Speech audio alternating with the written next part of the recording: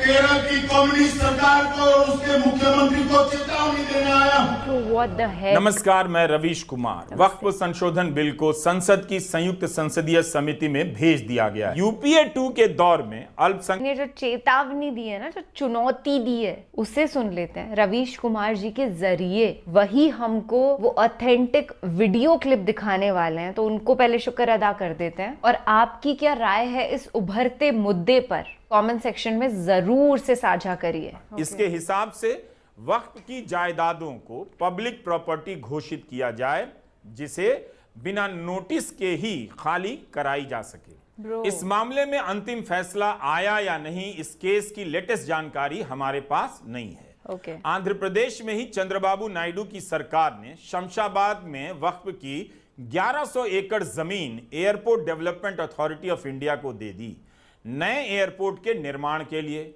रहमान ने लिखा है कि बिना वक्फ बोर्ड की अनुमति के ही जमीन दे दी गई। वक्फ बोर्ड को उचित मुआवजा भी नहीं मिला। वो पिछली सरकार की बात कर रहे हैं, इस सरकार की नहीं। ऐसे अनेक उदाहरण कई राज्यों से दिए जा सकते हैं। जब ये हाल होगा तब कोई भी वक्फ बोर्ड अपनी जमीन से पैसा कैसे कमाए। इसलिए वक्फ बोर्ड की आमदनी की चिंता सुनने में बहुत अच्छी लगती है, मगर संदेह भी होता है। इसका मतलब यह कतई नहीं कि वक्फ बोर्ड में सब ठीक चल रहा है। वहां भी राजनीति है, घपले हैं, घोटाले हैं। लेकिन इस वक्त जब राजनीति बहुत बारीक तरीके से जमीन के पीछे पीछे चल रही है, कहां कहां जमीन है, इन जमीनों को किस किस को दिया जा सकता है, चहेते लोगों के हाथ में सरकारी जमीनें थमाई जा रही हैं, आप इनकार नहीं कर सकते कि वक्फ की जमीन पर दूसरी तरह से नजर नहीं लगाई जा रही हो। इसलिए यह बड़ा मुद्दा बन गया, क्योंकि नए संशोधन में यह प्रावधान है कि जिस सरकारी संपत्ति को वक्फ घोषित कर दिया गया है, इस एक्ट के बाद उसे वक्फ नहीं माना जाएगा। लेकिन वक्फ की जिस जमीन पर सरकार ने कब्जा कर लिया है, उसका क्या होगा। स्क्रॉल की एक रिपोर्ट है, यह न्यूज वेबसाइट है, और वहां से मैं उदाहरण देना चाहता हूं। दिल्ली में 123 संपत्तियों पर केंद्र सरकार के साथ वक्फ की संपत्ति को लेकर वक्फ बोर्ड का विवाद। तो उन संपत्तियों का क्या होगा? क्या केंद्र सरकार खुद से लौटा देगी? इस पर आप स्क्रॉल की रिपोर्ट देखिए। आयुष तिवारी और जफर आफाक की इस रिपोर्ट में लिखा है कि संशोधन विधेयक में जिला कलेक्टर कार्यालय के माध्यम से वक्फ बोर्ड पर सरकार का अधिकार बढ़ाने का प्रस्ताव है। उदाहरण के लिए, कलेक्टर को सरकार और वक्फ बोर्ड के बीच किसी भी विवाद में रेफरी की भूमिका दी गई है। अगर सरकार को संदेह है कि फला फला वक्फ संपत्ति सरकार की है, तो जिला कलेक्टर मामले की जांच करेगा और राज्य सरकार को रिपोर्ट देगा। सच्चर रिपोर्ट में तो यह बात लिखी है कि सरकारों ने भी अतिक्रमण किया है, अधिग्रहण किया है, कब्जा किया है। लेकिन यहां बताया जा रहा है कि वक्फ ने सरकारी जमीन को वक्फ घोषित कर दिया। ऐसे कितने उदाहरण होंगे? क्या इतने हैं कि इस आधार पर एक्ट लाया जा रहा है? रिजिजू अपने हिसाब से उदाहरण चुनकर लाए थे सच्चर कमेटी की रिपोर्ट से।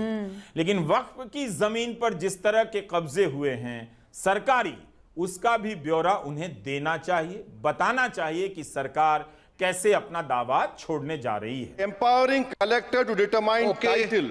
You are violating principal rights of justice that one may not be a judge in their own cause. Section 61. If DOM says to Matavalli, make this masjid as a government property, if does not listens, punishable offense. This is against separation of powers, part of which is basic structure. This bill excludes tribunal decisions from being final. If collector has been replaced by tribunal, and who's going to sit in the tribunal? A retired government judge and a retired government employee. How can the nominee be a part of this composition, sir? अगर सरकार वाकई वक्फ की जमीन को लेकर चिंतित है, उसका प्रबंधन बेहतर करना चाहती है, तो उसे सबसे पहले अपनी तरफ से अतिक्रमण, अधिग्रहण या कब्जा छोड़ देना होगा। आदर्श उदाहरण पेश करना चाहिए। एक सवाल उठ रहा है कि वक्फ बोर्ड में गैर मुसलमानों को शामिल करना धार्मिक स्वतंत्रता में हस्तक्षेप है। कहा जा रहा है कि यह मामला धार्मिक है और इसका संबंध मुसलमानों की संपत्ति से है, इसलिए इसका प्रबंधन मुसलमानों को करना चाहिए। ट्रिब्यूनल का प्रावधान है, लेकिन मंत्री कहते हैं इसके फैसले को अदालत में चुनौती दी जाएगी। अभी भी दी जाती है। जैसा कि हमने उदाहरण बताया, हाई कोर्ट में मामला चल रहा है और सुप्रीम कोर्ट में मामला गया था। हम ट्राइब्यूनल को खत्म नहीं कर रहे हैं। पहले ट्राइब्यूनल में 3 मेंबर होते थे, अब हम प्रावधान रख रहे हैं कि इसमें एक जुडिशियल और एक टेक्निकल मेंबर होगा। और अगर वो समझ में नहीं आया, मैं अभी सर उसमें हमने ये कहा है कि जो टेक्निकल मेंबर है अगर वो एब्सेंट होता है तो एक जुडिशियल, सर इनको मालूम नहीं है इस देश में जितना भी ट्राइब्यूनल बनाते हैं, कमीशन बनाते हैं, वो रिटायर्ड जज ही बनाया जाता है। जितना ट्राइब्यूनल में उसमें टेक्निकल मेंबर जो होते हैं वो अधिकारी को बनाया जाता है, लेकिन जो जुडिशियल मेंबर होता है वो रिटायर्ड जज ही होते हैं। इतना तो समझना चाहिए, 5 बार MP हो चुके हैं। सर हम लोग 7 साल आए लोकसभा में, इतना तो जानना चाहिए। हम लोग एक समय चुन के आए, एक समय हम लोग एक साथ में आए थे, अभी तो इसको ये मालूम नहीं है। ट्रिब्यूनल और कलेक्टर को शामिल करने को लेकर कई विपक्षी सांसदों ने सवाल उठाए हैं। सरकार क्यों चाहती है कि ट्रिब्यूनल का फैसला अंतिम ना हो?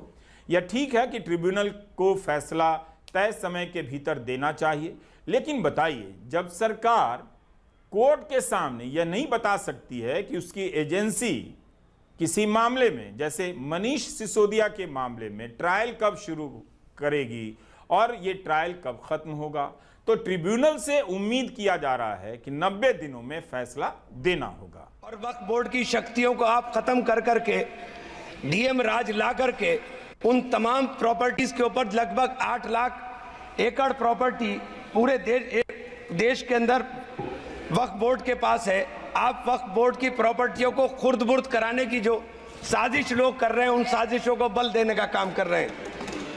साथ मैं आप माननीय अध्यक्ष जी आपसे कहना चाहता हूं कि आर्टिकल धारा 9 के तहत ये जो CWC संरचना में बदलाव किया गया है, मैं मान्यवर बताना चाहता हूं कि बंदोबस्ती प्रबंधन के अंदर जब दूसरे धर्म का व्यक्ति शामिल नहीं किया जा सकता तो वक्फ बोर्ड के अंदर यह शर्त क्यों लगाने का काम किया जा रहा है? महिलाओं को सदस्य बनाने की बात पर अब आते हैं। क्या अभी के कानून के हिसाब से महिलाएं सदस्य नहीं बनाई जा सकती हैं? जानकार कहते हैं मौजूदा कानून के हिसाब से भी महिलाएं शामिल हो सकती हैं। महिलाएं धार्मिक ट्रस्ट या बोर्ड में होनी भी चाहिए, लेकिन कहीं ऐसा तो नहीं कि प्रतिनिधित्व का नाम लेकर इस बिल के पीछे के मकसद को ढका जा रहा है। इसमें हमने जो ब्रॉड बेस किया है, किसी का हक छीनना तो बात छोड़ दीजिए, जिनको हक नहीं मिला है उनको हक देने के लिए ये बिल लाया गया है। इसमें महिलाओं के लिए, बच्चों के लिए और मुसलमान समाज में जो पिछड़े हैं, जिसको आज तक कभी मौका नहीं मिला, जिसको दबा के रखा हुआ है, उनको जगह देने के लिए ये बिल लाया गया है। अगर बीजेपी के लिए अन्य समाजों के प्रतिनिधित्व का सवाल बड़ा है तो उसे इसकी गिनती करनी चाहिए कि विधायिका से लेकर नगर पालिका में मुसलमानों की विभिन्न जातियों का कितना प्रतिनिधित्व है। मुस्लिम महिलाओं की भी गिनती कर लेनी चाहिए। बीजेपी ने खुद महिला आरक्षण में दलित पिछड़ों को आरक्षण नहीं दिया, लेकिन वक्फ बोर्ड में मुस्लिम महिलाओं को प्रतिनिधित्व देने की बात कर रही है। उसे बताकर प्रगतिशील दिखना चाहती है। उसे तुरंत बीजेपी को राम जन्मभूमि तीर्थ क्षेत्र ट्रस्ट में महिलाओं को भी सदस्य बनाकर सुंदर उदाहरण पेश करना चाहिए। यह उदाहरण इसलिए दे रहा हूं ताकि आप ठीक से समझ सकें कि जब सबरीमला में महिलाओं के प्रवेश का मुद्दा उठा, सुप्रीम कोर्ट ने इजाजत दी, तब बीजेपी ने पुरजोर विरोध किया। इसी आधार पर किया कि परंपरा और आस्था का सवाल है, जो चला आ रहा है वो नहीं बदलेगा। अभी हम सही गलत की बात नहीं कर रहे, बस इतना उल्लेख कर रहे हैं कि उस वक्त अमित शाह ने सुप्रीम कोर्ट के आदेश को भी एक तरह से इशारों में चुनौती दी थी। केरला में 2018 की एक रैली में अमित शाह ने कहा, मैं केरल की कम्युनिस्ट सरकार को और मुख्यमंत्री को चेतावनी देने आया हूं, सुप्रीम कोर्ट के जजमेंट के नाम से भगवान अयप्पा के भक्तों पर दमन ना करें। मैं कई ऐसे जजमेंट कोट कर सकता हूं जिसका अमल ही नहीं हुआ। मैं केरल की कम्युनिस्ट सरकार को और उसके मुख्यमंत्री को चेतावनी देने आया हूं। सुप्रीम कोर्ट के जजमेंट के नाम से भगवान अय्यप्पा के भक्तों पर दमन न करे। मैं कई ऐसे जजमेंट कोट कर सकता हूं जिसका अमल ही नहीं हो पाया। जलीकट्टू का जजमेंट जिसका अमल नहीं हो पाया, मस्जिदों पर अजान माइक से न बजाने का जजमेंट जिसका अमल नहीं हो पाया, दही हांडी में हाइट रिस्ट्रिक्ट करने का जजमेंट जिसका अमल नहीं हो पाया, बनारस के अंदर शिया सुन्नी कब्रिस्तान का विवाद जिसका अमल नहीं हो पाया, भगवान पद्मनाभ स्वामी के 7वें भंडार को खोलने का जजमेंट जिसका अमल नहीं हो पाया। केरल सरकार सुप्रीम कोर्ट के जजमेंट की आड़ में भगवान अय्यप्पा के भक्तों पर अत्याचार बंद करे। धार्मिक स्वतंत्रता में हस्तक्षेप का मामला बड़ा हो रहा है। वक्फ संशोधन बिल को लेकर तरह तरह से आरोप लग रहे हैं कि यह धार्मिक स्वतंत्रता के मामले में हस्तक्षेप है। सरकार इससे इनकार करती है, लेकिन क्या वक्फ बोर्ड की तरह सरकार मंदिर ट्रस्ट में गैर हिंदू यानी मुसलमान को सदस्य बनाए जाने के फैसले पर कभी भी राजी हो सकती है? 13 अप्रैल 2024 की इंडियन एक्सप्रेस की रिपोर्ट देख रहा था। लिखा है, वाराणसी पुलिस ने ट्रायल बेसिस पर काशी विश्वनाथ मंदिर के सभी द्वारों पर तैनात पुलिस कर्मियों को अपनी खाकी वर्दी की जगह धोती कुर्ता और माथे पर तिलक लगाने के निर्देश दिए। वाराणसी पुलिस के अनुसार इस ट्रायल का उद्देश्य मंदिर में आने वाले श्रद्धालुओं को और अधिक वेलकमिंग वातावरण देना है। यह तस्वीरें उन अफसरों की हैं जो काशी विश्वनाथ मंदिर ट्रस्ट के हैं। हमने ट्रस्ट की वेबसाइट से ली है। 15 सदस्य हैं, जिनमें 2 IAS अधिकारी हैं और 1 PCS। कौशल राज शर्मा वाराणसी मंडल के आयुक्त हैं। S राजलिंगम जिलाधिकारी वाराणसी हैं और विश्वभूषण PCS हैं, मुख्य कार्यपालक अधिकारी हैं। सबसे ज्यादा तो सरकार ने हड़प रखी है वक्फ की जमीनें, तो गवर्नमेंट जनता को सुपुर्द करे वक्फ की जमीन और वहां पर हो सामाजिक कार्य।